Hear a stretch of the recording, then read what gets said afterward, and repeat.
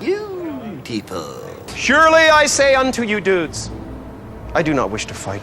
We'll apologize. The day a monkey comes out my butt, then you get your sorry. How about that? What a coincidence! Because that's today. This is some bullshit, man! Vámonos! Everybody, please get on the ark! What I tell you? Fine, it's over. Hey, Ahab, this is it? Wait a second. What is it? It's the lake! It's the lake! Get everyone on the ark now! I'm gonna need a bigger boat. Stay here with the kids. Kamusta kayong lahat? Nandito na naman tayo sa Filipino Chill Recap. At ngayon, pag-uusapan natin ang buong Almighty film series ang mapapanood nyo mga Tagalog recap sa video na ito mga ka-chill. Mula sa Bruce Almighty, 2003, at Evan Almighty, 2007. Maghanda na kayo dahil sa mga spoilers na darating. Sa simula ng pelikula, makikita natin si Bruce Nolan, isa siyang field reporter sa telebisyon para sa Eyewitness News ng WKBW-TV sa Buffalo, New York. Kasalukuyan niyang kino-cover ang balita tungkol sa pinakamalaking biskwit sa bayan. Habang ginagawa niya ang ulat, halatang naiinis siya. Pagkatapos, makikita natin si Bruce kasama ang girlfriend niyang si Grace, pinapanood nila ang tape ng balita. Galit si Bruce dahil puro kakaibang balita lang daw ang pinapagawa sa kanya ng channel nila, habang lahat ng magagandang ulat ay napupunta sa karibal niyang si Evan Baxter. Kinabukasan, nalaman niyang natalo ang paborito niyang koponan. Pagkatapos, nakita niyang umiihi ang aso ni Grace sa sopa, kaya kinuha niya ito at inilabas, pero ubos na pala ang ihi ng aso. Ihinatid niya si Grace sa paaralan dahil isa itong guro. Bago siya bumaba, binigyan siya ni Grace ng isang lucky charm para sa swerte, gawa daw ito ng mga estudyante niya. Pagkatapos noon, dumiretso si Bruce sa opisina, pero naipit siya sa matinding traffic. Nainis siya at sinisi ang malas niya, pati na rin si God. Dahil dito, nahuli siya sa trabaho. Pagdating niya, tinukso siya ni Evan tungkol sa biskwit na balitang cover niya. Pero hindi rin nagpatalo si Bruce, tinukso rin niya si Evan gamit ang kanyang espesyal na talento, kaya nagtawanan silang lahat. Maya-maya, lumapit si Bruce sa boss niya at humiling na bigyan siya ng mas seryoso at spicy na balita para i-cover. Nagreklamo siya na puro magagandang balita si Evan ang nakakakuha. Sinabi ng boss niya na magaling siyang reporter at napapatawan niya ang mga tao, pero ang gusto ni Bruce ay maging isang respetadong reporter, hindi stand-up comedian. Kaya binigyan siya ng boss niya ng pagkakataon na mag-cover ng live news. Tuwang-tuwa siya at agad niyang ibinalita ito kay Grace. Masaya rin si Grace para sa kanya. Pero habang nasa live coverage siya, in-announce ng studio na si Pete ay magre-retiro na bilang anchor, at ang bagong anchor ng kanilang channel ay si Evan Baxter. Nang marinig ito ni Bruce, sobrang nagalit siya. Nagsimula siyang magtanong ng mga kalokohang tanong sa host tulad ng, bakit mo hinayaang malunod si Leonardo DiCaprio habang nakalutang ka naman sa malaking pinto? Tinanong pa niya ang isang lalaki, hindi ba ako bagay maging anchorman? Pangit ba buhok ko? O ngipin ko? Galit na galit siya sa Diyos at sinisi niya ang sarili niyang buhay. Dahil sa eksenang iyon, natanggal siya sa trabaho. Habang palabas ng istasyon, tinukso pa niya ang abbreviation ng TV channel nila. Paglabas, napansin niyang may mga tambay na nagnanakaw ng pera mula sa isang pulubi. Sinubukan niyang tulungan ito at sinabing, tigilan niyo yang kawawang tao. Nahihiya ang mga magnanakaw kaya umalis, pero tinukso pa rin sila ni Bruce habang papalayo. Dahil doon, bumalik ang mga ito at binugbog siya ng sobra. Pag-uwi niya, sobrang frustrated siya. Sinabi ni Grace, lahat ng bagay ay may dahilan. Pero sagot ni Bruce, kalokohan yan. Pinapabayaan lang ako ni God. Nag-away silang dalawa, at sa huli, umalis si Bruce sa bahay. Lumabas siya para hanapin si God at sumigaw, humihingi ng senyales. Pagkatapos niyang humiling ng senyales, bigla siyang nakatanggap ng signal. Nung humingi siya ng sign, nakakuha rin siya ng sign. Pagkatapos noon, kinuha ni Bruce ang lucky charm na binigay ni Grace at humiling kay God ng isang himala. Pero aksidente niyang nabitawan ito at nang pupulutin niya, bumangga siya sa poste. Dahil sa inis, itinapon niya ang lucky charm sa dagat at sigaw niya kay God, tamaan mo na lang ako ng kidlat. Sinabi pa niyang dapat tanggalin si God sa trabaho dahil siya lang daw ang hindi gumagawa ng tungkulin niya. Habang nagrereklamo siya, biglang tumunog ang pager niya, pero hindi niya ito pinansin. Kinaumagahan, tumunog ulit ito at napansin niyang pareho ang numero sa kahapon. Inis niyang itinapon ang pager sa kalsada at nadurudge ito matapos mabangga ng kotse. Pagbalik niya sa bahay, natuklasan niyang umalis si Grace. Nakita rin niyang umiihi ulit ang aso sa sopa, kaya kinuha niya ito, inilabas, at tinuruan, ito ang banyo mo, yang puno, hindi sa loob ng bahay. Habang nasa labas, narinig niyang tumutunog pa rin ang pager kahit sira na ito. Lumabas ang parehong numero, kaya tinawagan niya iyon. Nagulat siya nang marinig na alam nang tumawag ang pangalan niya at lahat ng nangyayari sa kanya. Kaya sinulat niya ang address at pinuntahan ito. Pagdating niya doon, aksidente siyang naiihi sa pantalon dahil sa kaba at sinisi na naman si God. Pumasok siya sa isang lumang warehouse at hinahanap ang room number 7. Pero may 4 na pintuan, kaya hindi niya alam kung alin ang pupuntahan. Maya-maya, may janitor na lumapit. Tinanong siya ni Bruce, nasaan ang room 7? Sagot ng janitor, nasa 7th floor. Naghahanap si Bruce ng elevator, pero sira raw ito. Kaya napilitan siyang umakyat sa hagdan. Bago siya umalis, sabi ng janitor, tulungan mo muna ako maglinis. Busy pa ako ngayon, pero magiging libre ako sa 7. Pagdating niya sa ikapitong palapag, nakita niya ang room 7 at may isang taong nagtatrabaho roon sa may hagdan. Paglabas niya, nakita niya ulit ang janitor. Tinukso pa niya ito, sira pala talaga yung elevator. Nagklap ang janitor at biglang namatay ang ilaw. Akala ni Bruce gumagana ang ilaw sa palakpak, pero nagsimulang sumayaw ang janitor. Paalis na si Bruce nang biglang tinanggal ng janitor ang uniforme niya. At suot pala nito ay isang puting suit. Nagbiro si Bruce, pero sabi ng janitor, nakakatawa ka, sabay banggit tungkol sa ama ni Bruce. Nagulat si Bruce, paano mo nalaman yung tungkol sa tatay ko? At paano mo nakuha ang numero ng pager ko? Sagot ng janitor, marami akong alam tungkol sa'yo. Meron akong desk ng buong buhay mo, lahat ng sinasabi mo, naka-record dito. Binuksan niya ang drawer, pero sobrang haba nito, parang walang katapusan. Last entry was a little disturbing.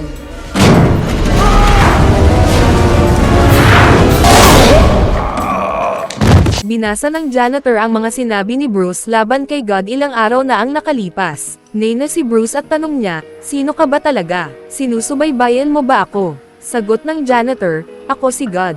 Akala ni Bruce nagbibiro lang siya. Sinabi niyang ilusyon lang ang desk at baka may butas lang sa likod.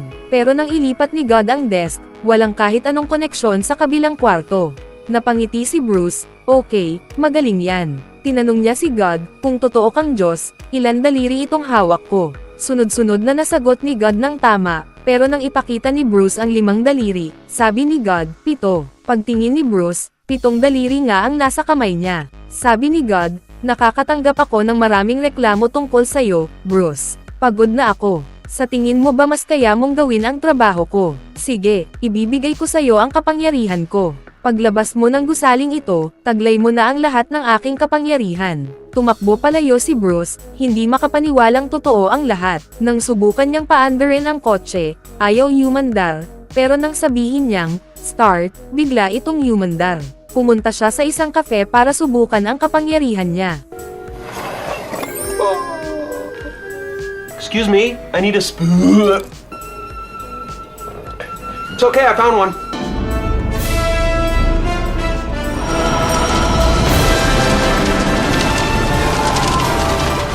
Ginawa niyang parang lambak ang sopas ng kamatis at tuwang-tuwa siya. Dumating si God at nilabas siya sa kafe. Sinabi ni God, hindi mo pwedeng ipaalam kaninuman na may kapangyarihan ka ng Diyos para iwas sa media. At hindi mo rin pwedeng baguhin ang free will ng tao. Sa una, tuwang-tuwa si Bruce sa kapangyarihan niya. Ginamit niya ito para sa pansariling kaligayahan, gaya ng pagpapahit ng hangin sa kalye, pagpapalit ng damit sa isang iglap, at paghihiganti sa mga tambay na nanakit sa kanya noon. Sinabi niya sa mga ito, humingi kayo ng tawad, at palalayain ko kayo. Pero nagtawanan lang sila. Sabi ng pinuno nila, kapag may unggoy na lumabas sa puwet ko, saka kami hihingi ng tawad. Pagkasabi noon, lumabas nga ang isang unggoy mula sa puwet ng lalaki. Napasigaw sila sa takot, inakala nilang sumpa ito, at nagtakbuhan palayo. Bilang ganti, tinawag ni Bruce ang mga bubuyog at pinuntirya ang mga tambay. Pagkatapos, sinabi niya sa unggoy, umuwi ka na, at ilang segundo lang, umalis ang unggoy na masaya. Kinagabihan, binigyan niya si Grace ng magagandang bulaklak. Pagkatapos, hinailan niya ang buwan gamit ang parang di nakikitang lubid at nagdagdag ng mga bituin sa langit. Labis na humanga si Grace, at sa gabing iyon, naging mainit ang kanilang pagmamahalan. Kinabukasan, napabalita sa TV na dahil sa kakaibang galaw ng buwan, nagkaroon ng malaking tsunami sa Japan. Pagkagising ni Bruce, naririnig niya ang mga taong nagdarasal at humihingi ng tawad. Nakita niyang muli ang aso ni Grace na parang ihihina naman sa sopa, pero ngayon, inutusan niya ito, gamitin mo ang banyo. Sumunod agad ang aso. Habang nag-aalmusal, napansin ni Grace na parang lumaki ang dibdib niya, at nagtataka siya kung paano nangyari iyon magdamag. Pagkatapos, pumunta si Bruce sa trabaho para makuha ulit ang posisyon niya. Ginamit niya ang kapangyarihan para gawing supercar ang kotse niya. Habang nasa kalsada, naharang siya ng matinding traffic, kaya pinaghiwa-hiwalay niya ang mga kotse at dumaan sa gitna. Habang may reporter na nagko-cover tungkol sa mga pulis na aso, nadaanan niya si Bruce at nakilala siya bilang yung lalaking nabaliw sa live TV. Sabi ng reporter, wala namang balitang dapat ay cover dito. Pero makalipas ang ilang sandali, may nahukay na bangkay ang aso. Nang tangkain ng reporter na gamitin ang kamera, ginamit ni Bruce ang kapangyarihan para i-lock ang mga pinto. Siya tuloy ang unang nag-cover ng balita at nakakuha ng eksklusibong ulat. Pagbalik niya sa opisina, lahat ay bumati sa kanya at binati siya ng boss dahil sa scoop na iyon. At sa unang pagkakataon, napansin siya ng isang babaeng dati ay laging umiiwas sa kanya. Pagkatapos niyang makuha ang eksklusibong balita, binati siya ng boss niya at sinabihang bumalik sa trabaho. Hiningi ni Bruce na ilagay siya bilang anchorman, pero tumanggi ang boss niya at sinabing hindi iyon desisyon niya, may mas matataas pa raw na nagdedesisyon. Kaya pumayag si Bruce na manatili muna bilang reporter. Habang nagko-cover siya ng isang ordinaryong balita, naisip niyang gawing mas spicy, ito gamit ang kapangyarihang binigay sa kanya ni God. Pinabagsak niya ang isang meteor sa lupa at sabay niyang kinunan ng balita habang tumatakbo. Dahil dito, lahat ng TV channel ay nagulat tungkol sa kanya at binigyan siya ng palayaw na Mr. Exclusive. Kahit aso ni Grace, parang nagkaroon na rin ng God-level powers. Samantala, si Evan ay nagko-cover ng weather forecast. Ginamit ni Bruce ang kapangyarihan niya para kontrolin ang katawan ni Evan.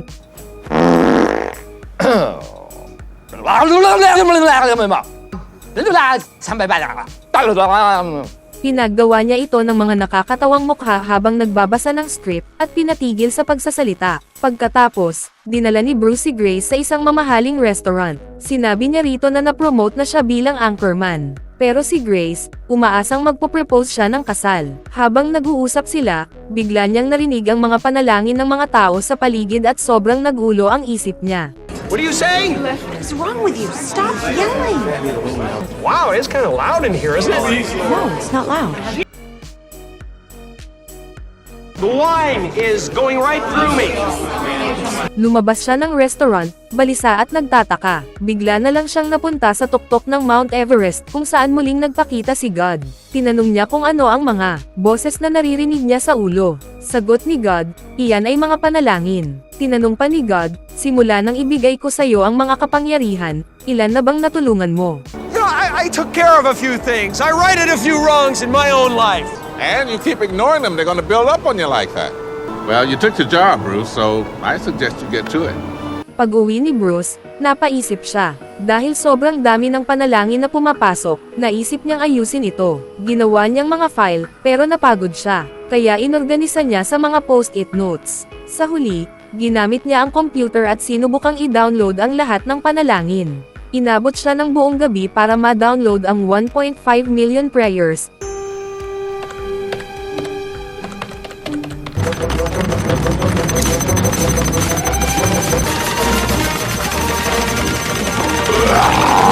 Pero pagdating sa dulo, dumagdag pa ng 3 million. Dahil dito, inutos niya sa system na sagutin lahat ng panalangin ng yes. Pagkalipas ng ilang araw, nagkaroon ng malaking kasiyahan, lahat ng tao nagdiriwang dahil natupad daw ang kanilang mga hiling. Habang nasa gilid lang si Bruce, nilapitan siya ng katrabaho niyang babae at nakipaglandian sa kanya. Tinawagan niya si Grace, pero hindi sumasagot. Ginamit pa niya ang kapangyarihan niya para kumbansihin ito sa pamamagitan ng pagkontrol sa aso ni Grace. Habang nanonood si Grace ng pelikula kung saan may lalaking nagsabing, hihilahin ko ang buwan, biglang nalaglag ang susi ng kotse niya, kaya napilitan siyang lumabas. Ang aso niya, tila nagudyok din na pumunta siya. Maya-maya, pumasok sa kwarto si katrabaho ni Bruce at tinanong siya tungkol sa relasyon nila ni Grace. Bigla siyang hinalikan ng babae. Sa una tumanggi si Bruce, pero kalaunan ay gumanti rin siya ng halik. Dumating si Grace sa party at nakita silang naghahalikan. Umalis siya,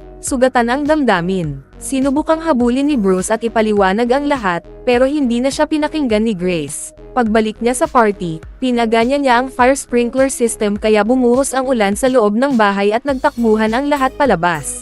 Umupo siya sa sofa, nanlulumo. Sa TV, lumabas ang balita, lahat ng bumili ng lottery tickets ay nanalo. Dumating si God.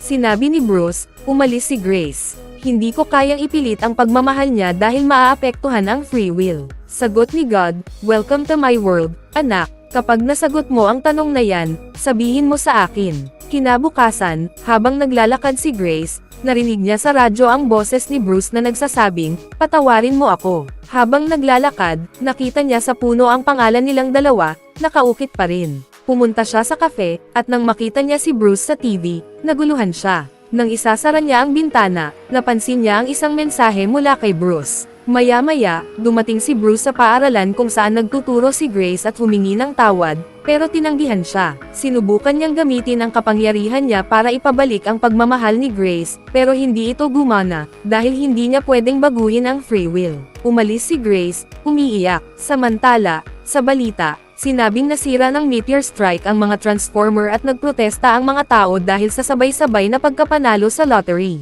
Nagsimula ng isipin ng mga siyentipiko na nagugunaw na ang mundo. Sa TV station, si Bruce na ngayon ang anchorman. Sinabi ng boss niya na may galit na mga tao sa labas ng gusali. Lumabas siya at nakita niyang nagkakagulo ang mga tao. May nagnanakaw ng pizza, ng candy machine, at may nagbabasag ng mga bintana. Tinawag niya si God at bigla siyang na-teleport sa dating gusali kung saan sila unang nagkita. Umakyat siya sa hagdan at pumalakpak, sabay lumitaw si God. Sabi ni God, Bruce Almighty. Sagot ni Bruce, lahat nagkakagulo. Wala na akong kontrol. Sabi ni God, anak, trabaho ng Diyos yan, hindi yan madali. Sinabi pa ni God, tamang-tama ka sa oras. Pagtingin ni Bruce sa relo niya, nakita niyang 7 at 7, tulad ng unang sinabi ni God noon. Tinulungan niya si God maglinis at nagtanong, paano ako makakatulong sa mga tao nang hindi nagdudulot ng problema? Sagot ni God, kung gusto mong makakita ng himala, ikaw ang maging himala. Habang papaalis si God, tinanong ni Bruce, paano kung magkaproblema ulit ako? Sagot ni God, lahat ay may problema, anak. Ang mahalaga, patuloy kang tumingin paitaas. Pagkatapos, hinugot ni Bruce ang cable ng computer at bumalik sa normal na buhay. Sa opisina, nakita niya si Evan na nag-iimpake. Sinabi ni Bruce, ikaw ang mas karapat dapat maging anchorman. Ibinigay niya rito ang posisyon at nag-resign siya. Simula noon, tinulungan niya ang mga tao kahit wala ng kapangyarihan. Tinuruan niya ulit ang aso niya na umihi sa labas, at pagkatapos ng ilang araw na training, natuto rin ito. Isang araw, dumating si Kate, kapatid ni Grace, para kunin ang mga gamit nito. Bago umalis, sinabi niya, bago matulog gabi-gabi, si Grace ay laging nagdadasal, at kadalasan, para sa'yo. Dahil dito, binuksan ni Bruce ang computer at nakita niyang napakaraming panalangin ni Grace para sa kanya. Nakita niyang nagdarasal ito ngayon, kaya ginamit niya ang kapangyarihan para makita ito mula sa bintana. Narinig niyang sinasabi ni Grace, mahal ko pa rin siya, at gusto ko pa ring makasama si Bruce. Doon niya na-realize ang pagkakamali niya. Lumabas siya sa gitna ng malakas na ulan at tumangala. Sabi niya, panalo ka, God. Ayoko na. Ikaw na ang bahala sa akin. Biglang may tumamang truck sa kanya, at nang magmulat siya ng mata, nasa langit na siya. Tinanong niya si God, patay na ba ako? Sagot ni God, kapag naglalakad ka sa gitna ng highway, natural lang mangyari yan, anak. Sinabi ni God, nabibigyan mo ng ngiti ang mga tao. Pagkatapos, ibinigay niya ulit kay Bruce ang lucky charm na itinapon niya noon at sinabing, magdasal ka. Nagdasal si Bruce, pabusugan mo ang lahat at bigyan ng kapayapaan ang sangkatauhan. Tinanong ni God, ano ba talaga ang gusto mo? Sagot ni Bruce, si Grace. Tinanong ni God, gusto mong bumalik siya sa'yo? Sagot ni Bruce, hindi. Gusto kong makahanap siya ng taong mas magpapasaya sa kanya. Bigla siyang nakuryente at nagising sa ospital. Sinabi ng doktor, napakaswerte mong nabuhay pa. Nakita niya si Grace, nakatingin sa kanya, umiiyak. Pinatawad siya nito at niyakap. Sa kamay niya, hawak pa rin niya ang Lucky Charm. Pagkaraan ng ilang panahon, gumaling siya at bumalik sa trabaho. Sa isang blood donation campaign na kinukunan niya bilang reporter, may malaking injection cookie bilang simbolo ng okasyon. Pinatawan niya ang mga tao at ipinakilala si Grace bilang Mrs. Exclusive. Hinimok nilang lahat ang mga tao na mag-donate ng dugo. Sa huling eksena, makikita ang pulubi na minsang tinulungan ni Bruce, at nang lumingon siya, mukha pala iyon ni God. Ngumiti ito, sabay palakpak, at unti-unting namatay ang ilaw. Habang may broadcast na balita sa telebisyon, bigla ang nagbitiw sa trabaho ang news anchor na si Evan Baxter upang tumakbo at maging kongresista ng lungsod ng Buffalo. Kasabay ng bago niyang posisyon sa gobyerno, lumipat si Evan kasama ang kanyang asawa at mga anak sa bago nilang bahay sa Prestige City. Matapos makapag-ayos sa bagong tirahan, may nakita ang anak niyang si Ryan na isang ligaw na aso at nakiusap na alagaan nila ito. Ngunit tutol ang kanyang ama dahil ayaw nito sa mga hayop at agad niyang tinanggihan ang ideya. Bilang ganti, ilang beses siyang kinagat ng aso at pati na rin ay damumi sa gitna ng kanilang damuhan.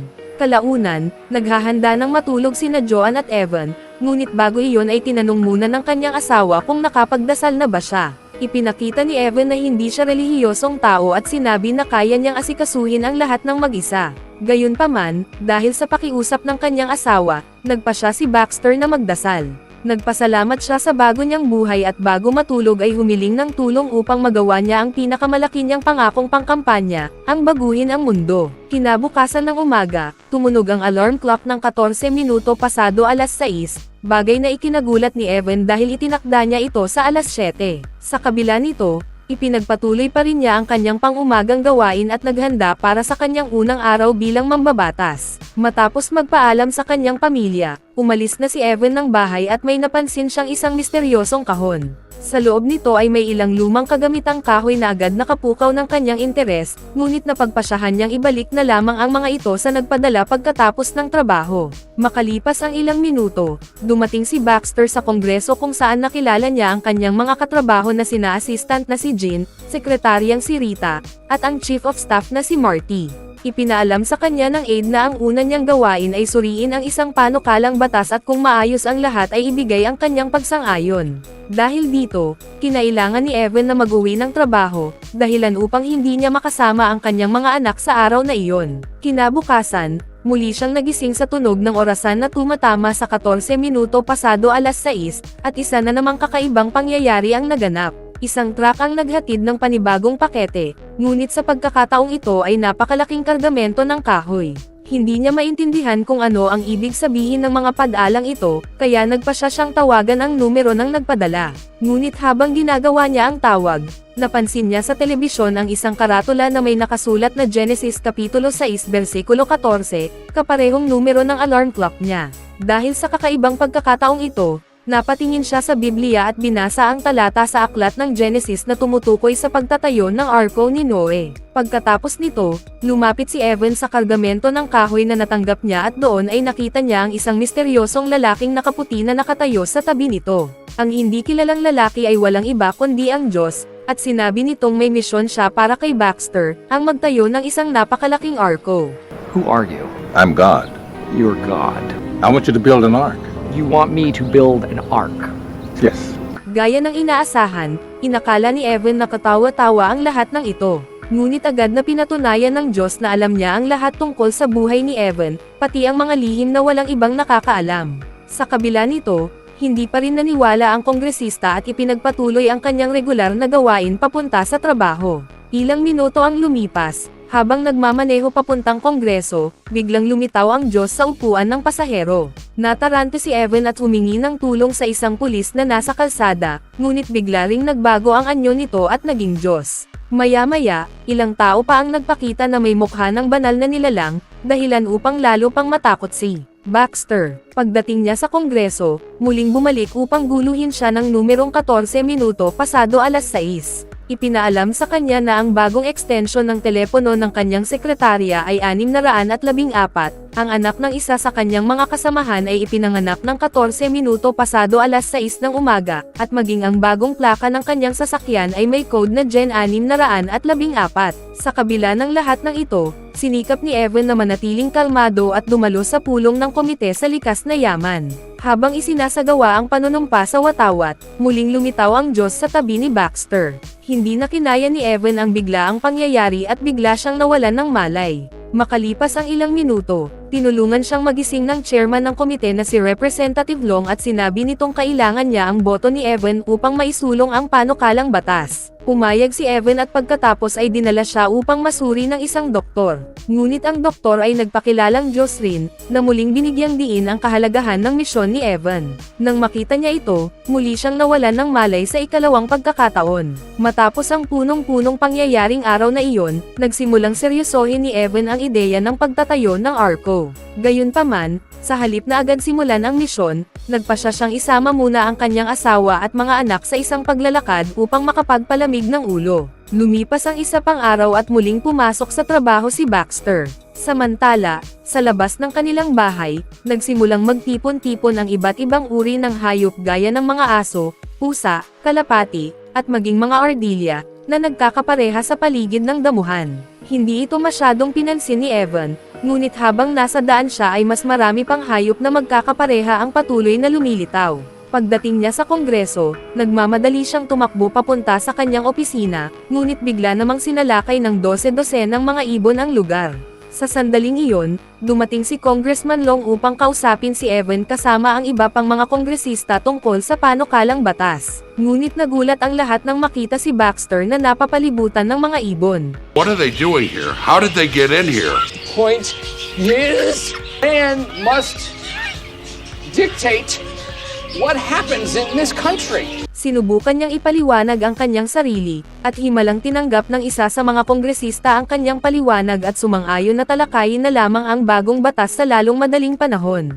Nang maayos ang sitwasyon, dali-daling umalis si Evan sa silid at minaneho ang kanyang sasakyan palayo sa mga hayop. Gayunman, hindi pa rin tumigil ang mga ito. Mas marami pang hayop ang lumitaw sa kalsada at maging sa loob ng kanyang sasakyan, tulad ng mga tupa, raccoon, pati na rin mga gagamba at ahas. Oh, God!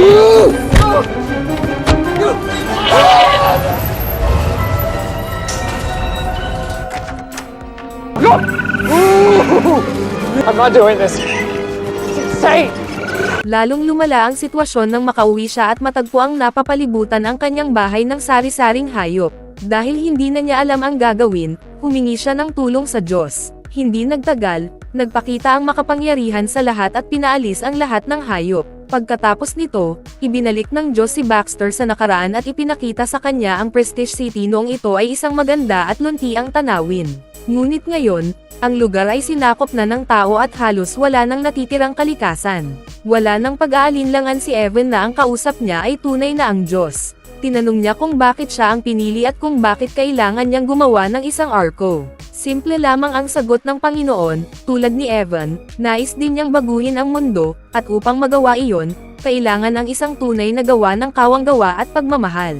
Pagkatapos nito, binigyan ng Diyos si Evan ng malinaw na tagubilin kung paano itatayo ang ARCO at sinabi na sa sandaling matapos ito, kusa nang papasok dito ang mga hayop. Build the ark. I'll tell you what. You build it, I'll fill it. And if anybody asks, tell them flood's coming. Okay, so what do? I grab the wood, and then... Oh.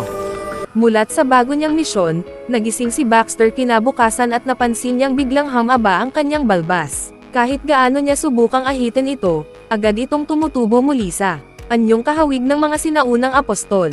Dahil wala na siyang magawa, nakipagkita siya sa kanyang pamilya para magkape at napansin nilang lahat ang pagbabago sa kanyang itsura, ngunit binaliwala lamang niya ito. Habang sila ay kumakain, biglang tumunog ang doorbell at lumitaw ang babaeng nagbenta ng bahay sa kanila, na tuwang-tuwa dahil ayon sa kanya, nakabili raw si Evan ng 8 lupain sa malapit na lugar.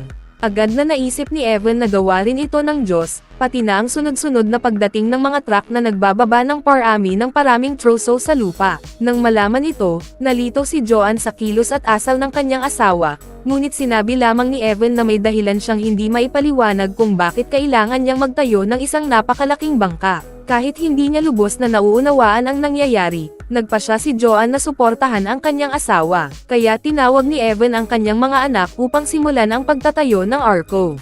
Sa kasamaang palad, dahil hindi siya sanay sa mabibigat na gawain, labis na nahirapan si Evan. Paulit-ulit niyang nasasaktan ang sarili sa bawat pagsubok, hindi niya alam kung paano gamitin ang mga kasangkapan, nadada pa siya sa mga troso, at ilang beses pa niyang napukpok ang sarili niyang daliri. Sa pagtatapos ng araw, inalagaan ng kanyang asawa ang kanyang mga sugat. Nakatanggap si Evan ng tawag mula sa Kongreso na pinababalik siya sa trabaho. Kinabukasan ng umaga ay pumasok siya, at gaya ng kanyang kinatatakutan, mas mahaba pa ang kanyang buhok at balbas. Sinubukan ni Baxter na itago ang kakaiba niyang itsura sa kanyang mga kasamahan, ngunit biglang lumitaw si Congressman Long at hiniling sa kanya na magsulat ng liham bilang suporta sa panukalang batas. Gayunpaman, nang makita ni Long ang gusot at magulong anyo ni Evan, sinabi nitong ayusin muna niya kung ano man ang pinagdaraanan niya dahil kailangan nila ang kanyang pagsang-ayon, na pagbobotohan sa Kongreso makalipas ang 2 linggo. Matapos pansamantalang maalis ang problemang iyon, umuwi si Evan at ipinagpatuloy ang pagtatayo ng Arco. Habang nagtatrabaho, napagtanto niya at ng kanyang mga anak na kulang ang kanilang lakas upang buhatin ang napakalalaking kahoy na poste. Dahil dito, nagpadala ang Diyos ng isang dambuhalang kahoy na crane na pinapagana ng isang malaking gulong. Sa tulong nito, nagawa ng pamilya na mailagay sa tamang pwesto ang mga poste, at unti-unting nabuo ang anyo ng Arco. Pagsapit ng gabi, naligo si Evan at nakatanggap ng isa pang regalo mula sa Diyos, isang kasuotan mula sa panahon ng mga dakilang pari. Isinuot niya ito, at gaya ng inaasahan, itinuring itong napakakaiba ng buong pamilya. Habang sila ay nagkakahapunan, nagpakita ang Diyos sa weather forecast ng pahayagan at inanunsyo na ang malaking baha ay magaganap sa September 22, sa alas 12 ng tanghali. Nabigla si Evan sa balitang ito, lalo na't papalapit ang itinakdang petsa. Napansin ni Joanne ang matinding pag-aalala ng kanyang asawa, kaya pinapasok muna niya sa mga silid ang mga bata at tinawag si Evan para sa isang seryosong pag-uusap. Humingi siya ng paliwanag, at doon inamin ni Baxter na siya ay pinili ng Diyos upang magtayo ng isang napakalaking arko, tulad ng ginawa ni Noah bago wasakin ng baha ang lahat at ang lahat ng tao. Hindi naniwala ang kanyang asawa sa kwentong ito at sinabi niyang kapwa nila at ng kanilang mga anak ay kailangan si Evan na bumalik sa dati. Nauunawaan ni Evan ang paghihirap at pag-aalala ni Joanne, ngunit alam niyang kailangan niyang tapusin ang kanyang misyon. Lumipas ang isa pang araw at sinikap ni Baxter na magdala ng kaunting normalidad sa kanyang buhay. Dahil hindi niya magupit ang kanyang balbas at buhok, nagpa siya na lamang siyang ayusin ito sa mas maayos at estilong gupit upang makabalik sa trabaho sa Kongreso. Hinubad niya rin ang kanyang tanika at muling nagsuot ng karaniwan niyang jacket at kurbata. Ngunit nang lumabas siya ng bahay upang kunin ang isang pakete, napagtanto ni Evan na wala pala siyang suot na kahit ano. Doon niya naunawaan na pinipilit talaga siya ng Diyos na isuot ang tanika. Gayunpaman, bilang pagtutol, nagsuot siya ng Amerikana at kurbata sa ibabaw ng tanika at nagtungo pa rin sa Kongreso upang bumoto sa panukalang batas. Nagsimula ang kaganapan at ipinalabas ito sa telebisyon. Makalipas ang ilang minuto, dumating si Evan sa bulwagan ng botohan at hiniling sa kanya ni Congressman Long na tumayo at ipakita ang kanyang suporta para sa bagong batas. Ngunit nang tumayo ang kongresista, biglang nawala ang kanyang mga damit at muli siyang naiwan na nakasuot lamang ng tanika, habang lalo pang hamaba ang kanyang buhok at balbas. Inakala ni Long na isa itong salamangka na ginawa ni Baxter at agad niya itong pinagalitan. Bago pa makapagpaliwanag si Evan, biglang sinalakay ng mga hayop ang silid. Oh no, hey, would anyone mind if I close the window?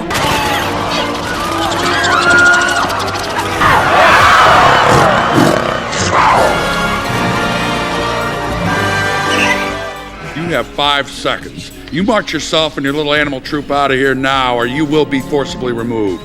Dahil wala na siyang ibang pagpipilian, inamin ni Evan na naroon ang mga hayop upang iligtas ang kanilang mga sarili mula sa malaking baha na magaganap sa September 22. Tinanong siya ng mga kongresista kung saan niya nakuha ang impormasyong ito, At simple lamang ang sagot ni Evan, sinabi niyang ang Diyos ang nagsabi nito sa kanya.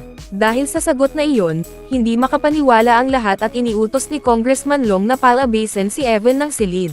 Sa kanyang pagkadesperado, sinubukan niyang balaan ang lahat tungkol sa paparating na sakuna, ngunit inakala ng lahat na siya ay nababaliw na. Matapos ang lahat ng kaguluhan, umuwi si Evan ngunit lalo pang lumala ang sitwasyon. Nagpa siya si Joanne na isama ang kanilang mga anak at tumuloy muna sa bahay ng kanyang ina habang tinatapos ng kanyang asawa ang tinatawag nitong banal na misyon.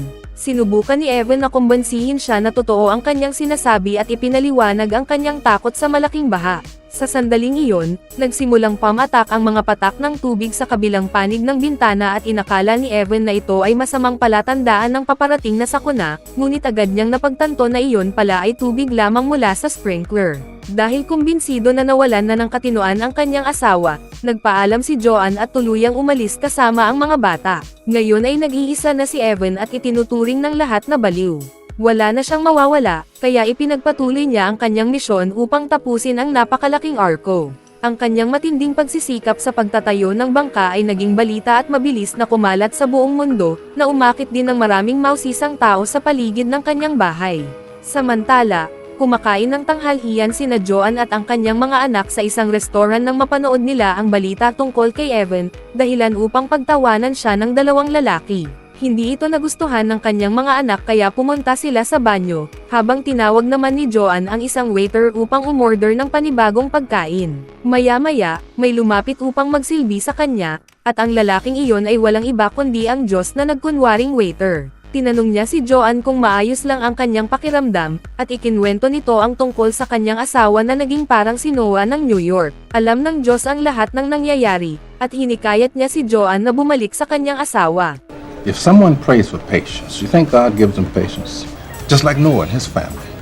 If someone prayed for the family to be, God zaps them with warm, fuzzy feelings?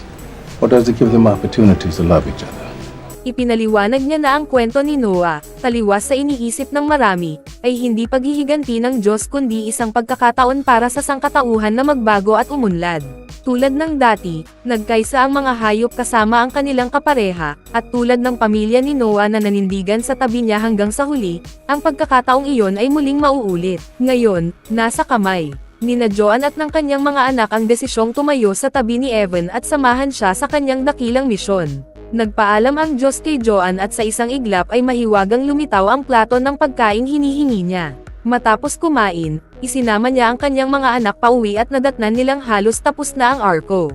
Hinanap nilang apat si Evan, at nang makita nila siya, mas kulay abo na ang kanyang buhok at balbas. Dahil sa matinding damdamin, tinanong ni Evan kung bakit sila bumalik, at sinabi nilang mananatili sila sa kanyang tabi anuman ang mangyari.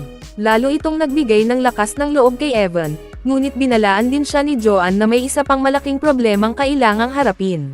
Iniutos ni Congressman Long na give-in ang arko bago mag-September 22, at kung hindi ito masusunod, sisirain nila ang arko at ipaaresto si Evan. Alam ni Evan na iyon mismo ang araw na darating ang baha, at kapag nasira ang arko bago iyon, wala nang pag-asa ang mga hayop, ang kanyang pamilya, at ang mga residente ng Prestige City na makaligtas sa sakuna. Tila patungo na ang lahat sa isang trahedya, hanggang sa biglang magtipon ang daan-daang hayop sa harapan nila upang tulungan si Evan at ang kanyang pamilya na tapusin ang arko. Ang mga unggoy, elepante, at iba't ibang uri ng ibon ay nagpatuloy sa konstruksyon, habang ang mga leon naman ang nagbabantay at humahadlang sa mga maninira. Habang abala ang lahat sa pagtatrabaho, pumunta sina Marty, Eugene, at Rita sa bahay ni Evan upang balaan siya tungkol sa plano ni Congressman Long. Matapos ang kanilang investigasyon, natuklasan nilang bahagi ang panukalang batas ng isang masamang plano upang maaga ni Long ang mga nature reserve at kumita mula rito. Ginamit na rin niya ang estratehiyang ito noon upang maitayo ang napakalaking Prestige City Dam sa lupa ng ibang tao. Upang mabawasan ang gastos at mas palakihin ang kita, binawasan niya ang mga gastusin sa konstruksyon, dahilan upang maging delikado ang dam, at hindi rin nakatanggap ng patas na bahagi ang mga residente mula sa kasunduan. Kaya upang mapigilan ang pagpasa ng panukalang batas, kailangang bumalik si Evan sa Kongreso at bumoto laban dito. Ngunit siya ay sinuspinde bilang kongresista, at kailangan muna niyang tapusin ang arko bago dumating ang itinakdang araw. Ilang sandali pa, dumating ang kanyang anak at masayang ibinalita na tuluyan nang tapos ang arko. Agad na tinawag ni Evan ang lahat ng hayop upang pumasok, at agad naman silang sumunod, bagay na labis na ikinahanga ng lahat ng nakasaksi. Sa wakas, dumating na ang September 22, at hinimok ni Evan ang lahat sa paligid na pumasok na agad sa Arco dahil magsisimula na ang baha. Ngunit maliwanag at maaraw ang buong araw, kaya walang naniwala na may darating na sakuna. The time has come! Your time has come! Do you hear that? The rains are upon us! Dad, I don't think that's the rains.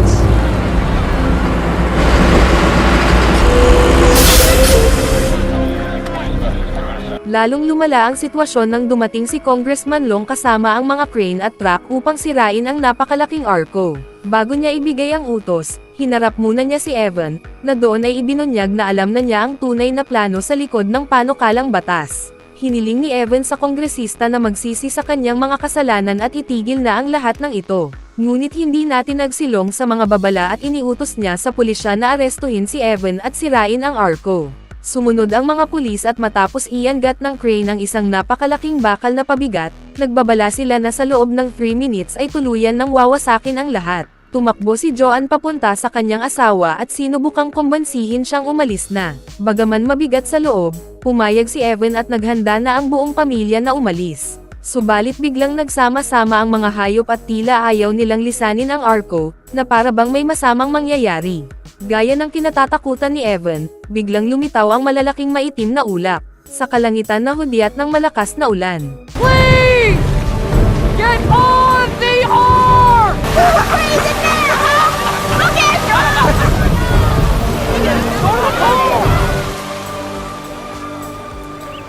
Ngunit hindi ito nagtagal at muling lumino ang panahon, bagay na lalo pang nagpagulo sa isipan ni Evan tungkol sa tunay na plano ng Diyos. Maya-maya, naalala niya ang dam na itinayo ni Congressman Long. Pagtingin niya sa malayo, nakita niyang malapit nang bumigay ang napakalaking istruktura. Agad niyang sinabi sa lahat na pumasok na sa arko, ngunit walang naniwala sa kanya.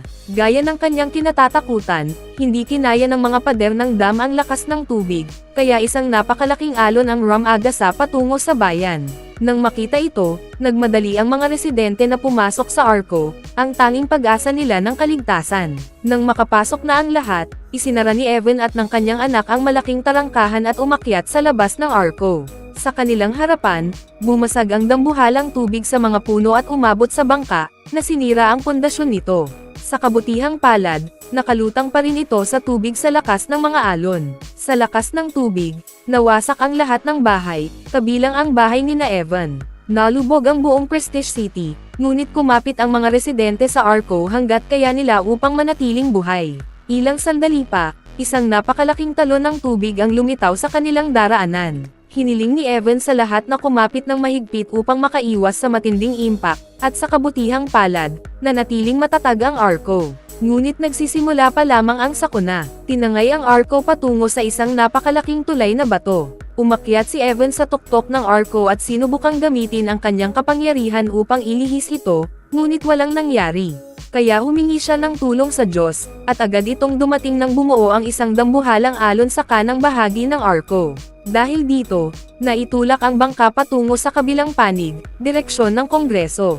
Samantala, si Congressman Long ay muling nag-aasikaso ng botohan upang maaprubahan ang kanyang panukalang batas.